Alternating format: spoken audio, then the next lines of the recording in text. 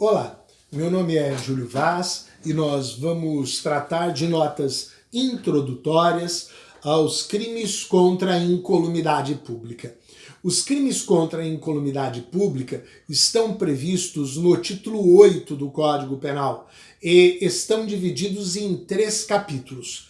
Temos o capítulo 1 dos crimes de perigo comum, o capítulo 2 dos crimes contra a segurança dos meios de comunicação e transporte e outros serviços, o capítulo 3 dos crimes contra a saúde pública. Podemos observar, ao olhar o título 8 dos crimes contra a incolumidade pública, o significado desta expressão incolumidade pública. Olhando as palavras, incolumidade vem de incólume, que é manter são e salvo, que é manter intacto, que é manter longe do perigo. E vamos manter intacto, longe do perigo, o quê? A coletividade. Incolumidade pública, a sociedade. Estamos protegendo toda a coletividade. Não uma pessoa apenas individualizada, mas ela junto do todo, junto da coletividade. Vamos observar que a incolumidade pública compreende um conjunto de bens e interesses que estarão sendo protegidos nestes crimes deste título. Nós temos a vida, a integridade física, o patrimônio, a saúde, que estarão sendo protegidos de todos, não apenas de um único indivíduo, mas de toda a coletividade. Vamos observar que a objetividade jurídica deste título será a incolumidade pública, ou seja, estaremos protegendo este conjunto de bens dentro da questão dos crimes contra a incolumidade pública. Vamos observar que nesses crimes, principalmente, o perigo ultrapassa a ofensa a uma pessoa determinada e atinge um número indeterminado de pessoas. Esta é a principal característica dos crimes contra a incolumidade pública. Percebe-se então que o objetivo da lei é a proteção dos bens de forma mais abrangente, não protegendo apenas a possibilidade de dano, de lesão destes bens, mas a mera ocorrência do perigo, a probabilidade do dano. Estamos protegendo os bens jurídicos de forma bem abrangente aqui no título dos crimes contra a incolumidade pública. Olhando para o capítulo 1, nós vamos encontrar os crimes de perigo comum. Devemos observar que, em relação a perigo, os nossos doutrinadores classificam espécies. Podemos falar do perigo individual ou do perigo comum, também chamado por alguns doutrinadores de coletivo. Podemos falar do perigo concreto e do perigo presumido. Vamos dar uma olhada nessas espécies de perigo. Crime de perigo individual é aquele em que a probabilidade do dano atinge pessoa certa, pessoa determinada, ou pessoas certas, pessoas determinadas. Não precisamos, no crime individual, de ter apenas um sujeito passivo. Podemos ter um grupo de pessoas, contanto que seja um grupo determinado, individualizado. Este é o perigo individual.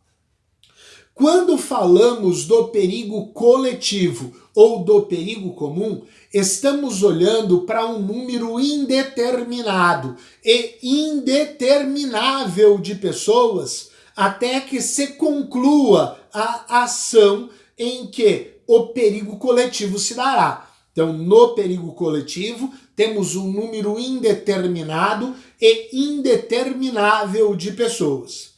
Quando eu falo do perigo individual, posso encontrar crimes no Código Penal que cuidam desta matéria. Posso apontar então aos senhores que nós temos os crimes a partir do artigo 130 do Código Penal, cuidando de perigo individual. Tomemos a exemplo o crime clássico do artigo 132, que cuida do perigo à saúde ou vida de outrem. Ora, o artigo 132 é clássico crime de perigo, mas de perigo individual. Quando falamos dos crimes de perigo coletivo, vamos olhar a partir do artigo 250.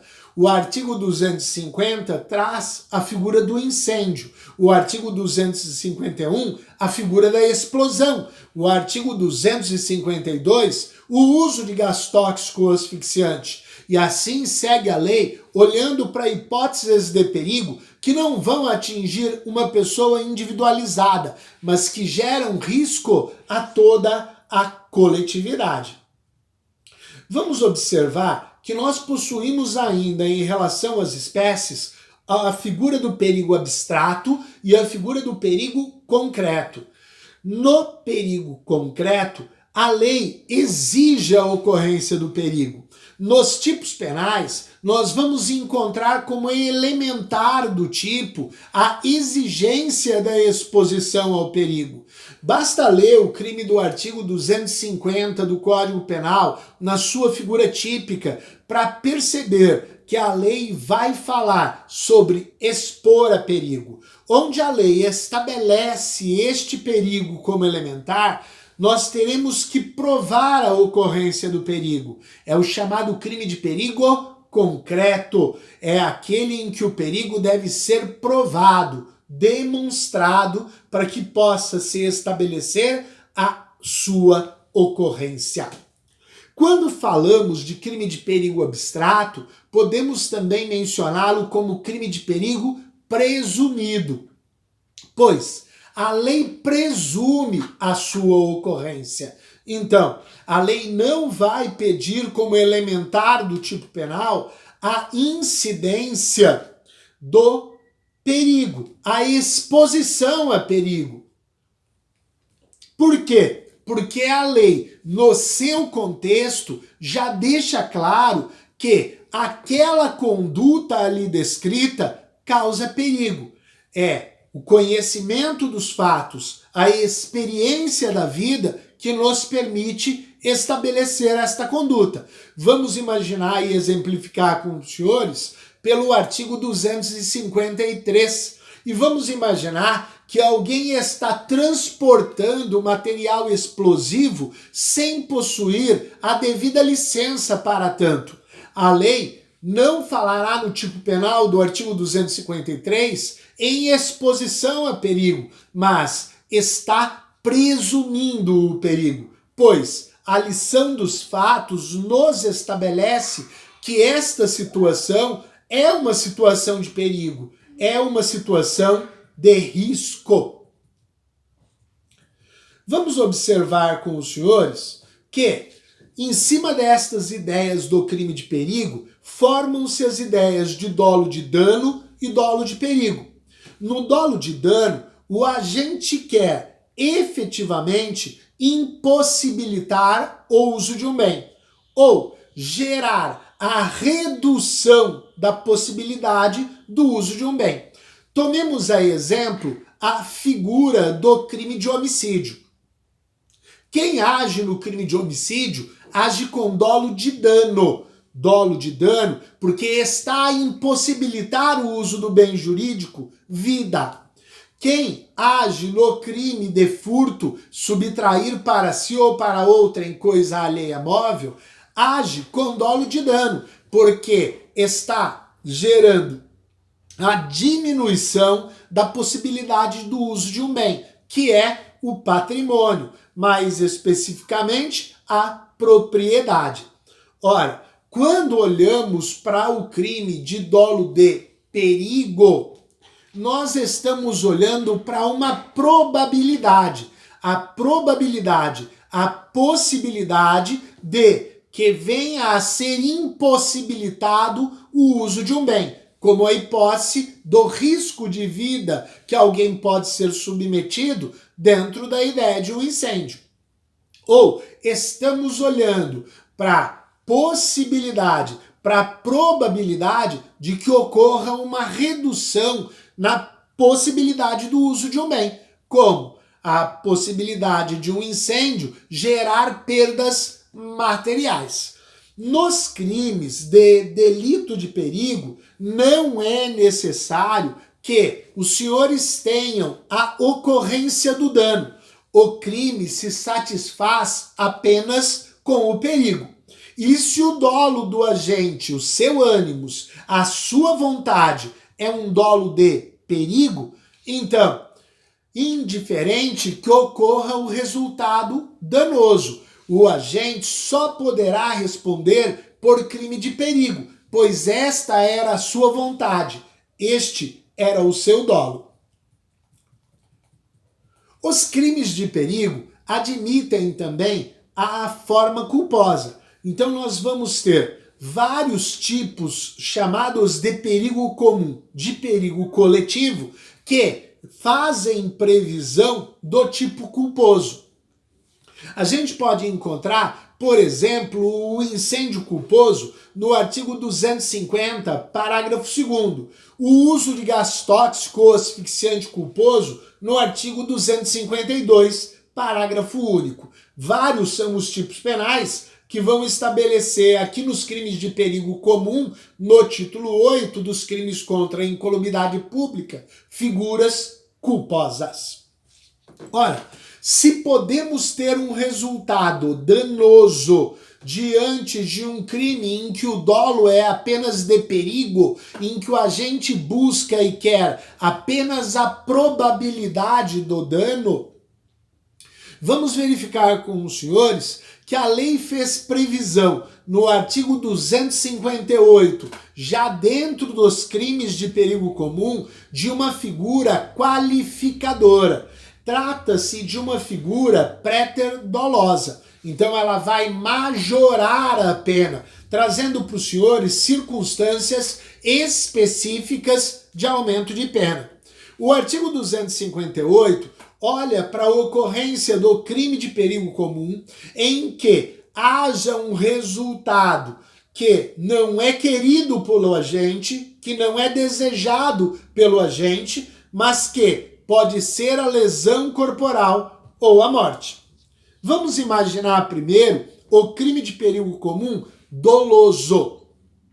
Do crime de perigo comum doloso, por exemplo, o incêndio, sem ser da vontade do agente, vai resultar que alguém sofrerá uma lesão corporal de natureza grave.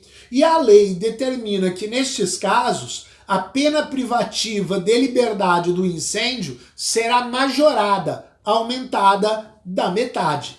Se tivermos o incêndio e acontecer de alguém morrer, não sendo esta a vontade do agente, que queria apenas a probabilidade do dano com o incêndio, nós vamos observar o incêndio com a pena aplicada em dobro em razão do artigo 258. Para os resultados não desejados nos crimes de perigo comum culposos, o artigo 258 também faz previsão. Então vamos observar. Se de uma prática de incêndio culposo, a exemplo, tivermos uma lesão corporal em alguém, a pena será majorada, aumentada da metade, conforme determina o artigo 258. Observo que se deste crime de incêndio culposo, a exemplo, ocorrer a morte de alguém, nós teremos a aplicação da pena do crime de homicídio culposo majorada, aumentada de 1/3.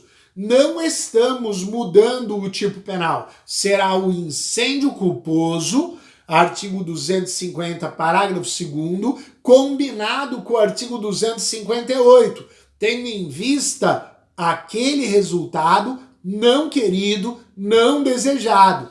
Este resultado, juntamente com a conduta culposa do incêndio, levarão a uma pena do homicídio culposo com o aumento de 1/3. Ainda fechando as nossas notas introdutórias e gerais sobre os crimes contra a incolumidade pública, já com os olhos voltados para o capítulo 1 do perigo comum, devemos observar que estes crimes admitem a tentativa. Vários deles terão a tentativa como admissível, sendo possível se falar em tentativa de incêndio, em tentativa do crime de explosão. Ou seja, o artigo 250 admite tentativa. O artigo 251 admite tentativa na figura da explosão. No entanto, lá existem outras figuras que talvez a tentativa não seja admissível. Estas foram notas introdutórias sobre os crimes contra a incolumidade pública. Já estamos com o foco no capítulo 1 dos crimes de perigo comum. Muito obrigado por sua atenção.